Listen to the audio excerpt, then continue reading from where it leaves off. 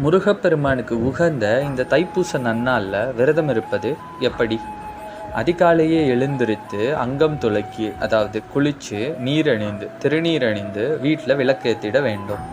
காலை மாலை என இரு வேளைகளையும் பால் பழங்கள் உண்ணலாம். முருகப்பெருமானுக்கு பிரசாதமாக சர்க்கரை பொங்கல், பால் பாயசம் முதலியவற்றை சமர்ப்பிக்கலாம். காலை மாலை என இரு வேளைகள்லையும் கோவிலுக்கு போக முடியாதவங்க மாலையில் மட்டுமாவது கோயிலுக்கு சென்று இறைவனை தரிசித்து வரலாம்.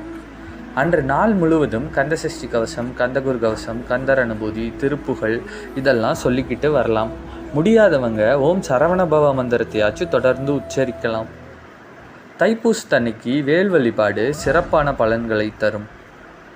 குறையொன்றுமில்லை.